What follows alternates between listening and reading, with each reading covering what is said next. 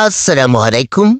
SK প্রবাস তথ্য centre প্রবাসীদের কথা বলে, প্রবাসীদের সাথে চলে এবং গুড নিউজ, বিশেষ করে কুয়েত প্রবাসীদের জন্য।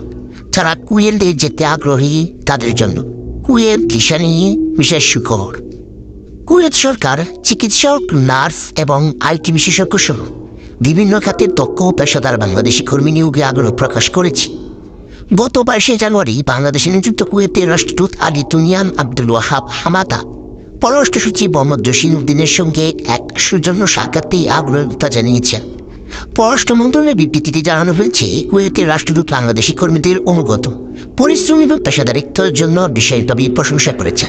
তিনি বলেছেন, দুই দেশের ভ্রাতৃত্বপূর্ণ সম্পর্ক অর্থনৈতিক উন্নয়নে বাংলাদেশি কর্মীদের অবদান অত্যন্ত গুরুত্বপূর্ণ। কুয়েতে ইতিমধ্যে বাংলাদেশ থেকে নার্স নিয়োগের কার্যক্রম শুরু করেছে। এ বিষয়ে পররাষ্ট্র সচিব কৃতজ্ঞতা প্রকাশ করে বলেন, এ ধরনের উদ্যোগ কর্মসংস্থান বৃদ্ধির পাশাপাশি দুই দেশের দ্বিপাক্ষিক সম্পর্ককে উন্নয়নে ভূমিকা রাখছে। কর্মীদের অধিকার সুরক্ষার বিষয়ে আলোচনা হয়। পররাষ্ট্র সচিব জানান, গৃহকর্মীদের সুরক্ষা একটি আইনি চুক্তি স্বাক্ষরের প্রস্তাব বাংলাদেশ সরকারের পক্ষ থেকে ইতিবাচকভাবে বিবেচিত হচ্ছে। বাংলাদেশি ব্যবসায়ী বিনিয়োগকারীদের জন্য ভিসা প্রক্রিয়া সহজ করার বিষয়ে কুয়েতের রাষ্ট্রদূত ইতিবাচক মনোভাব প্রকাশ করেছেন। তিনি বলেছেন, যে পদক্ষেপ দুই দেশের মধ্যে অর্থনৈতিক সহযোগিতা আরও জোরদার করবে।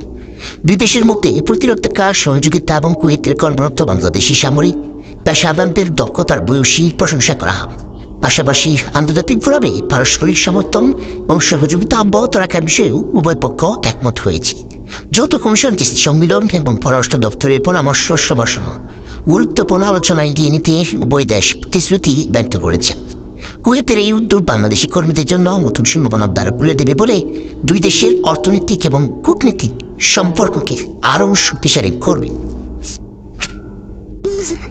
এই ছিল এসকে প্রবাস তথ্য সেন্টারের সর্বশেষ আপডেট। পরবর্তী আপডেট পেতে চাইলে সঙ্গে থাকুন। ধন্যবাদ।